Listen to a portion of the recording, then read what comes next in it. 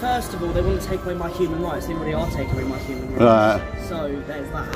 I mean, people, I understand immigration is a problem. Don't get me wrong, we've had this chat before, right? We're both on the same page. Immigration is a problem in this country. Yeah. I agree. But why are you against reform? Reform want to get rid of all the minorities in this country. Right. They do exist. Do you know what I mean? Yeah. Like, I'm a trans man. I already can't get blood tests on the NHS, so I'm already in danger of severe health conditions if my hormones go wrong. I already have to privately afford my. Most trans people in this country get their hormones privately, get all their surgery privately. We don't use the NHS because the NHS isn't able to. The waiting list is 8 years long. No one's waiting 8 years for hormones. That's not going to happen. Well. And reform has. I don't. Nigel Farage said personally, and so has quite a few other reform MPs, especially that new woman. I don't know what her name is, which is an arsehole. She said that if it was up to her, she would crack down on transgender ideology. Apparently, transgender ideology is infiltrating British culture. Well, but my question to reform is, me as a trans man who speaks Gaelic, who's a native Celtic person, I have more culture in my little finger than they'll ever have in their pure white Britain, because British culture isn't about colour. Who told you that?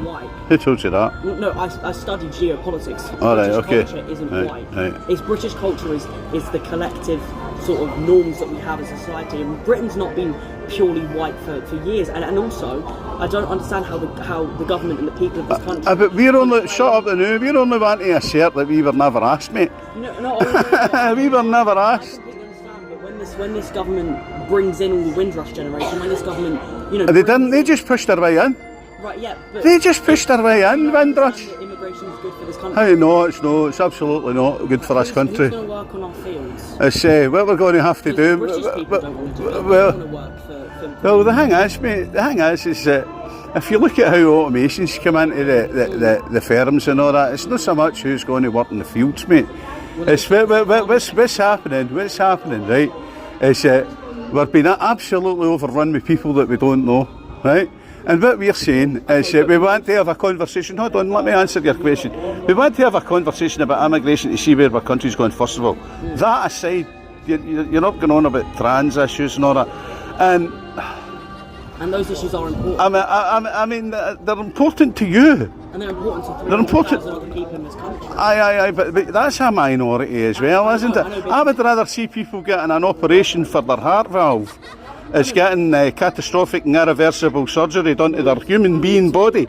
I mean, you told me that you're a trans man, and before I couldn't really talk about it because I had been studying it, and I'm not qualified to dive about somebody's heads, but one thing's for sure, every single cell of your body is still going to code for a female. It doesn't actually though, because I'm intersex. I was born, this is the thing, right, with the Supreme Court decision and with all the other things that define gender and sex, right? That's what the UK government has said. A woman is defined by biological sex, right?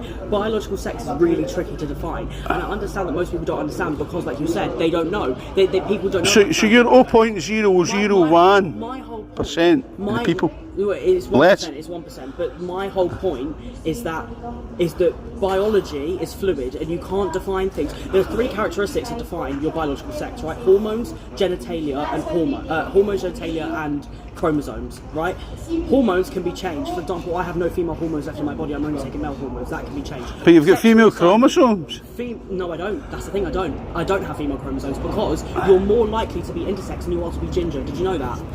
It's a simple Google search well that can prove that. You're more likely to be intersex than ginger. I think it's binary, mate. But it's not binary. because there are two, right, there are binaries in the sense there are two ends and there's a fluid in between.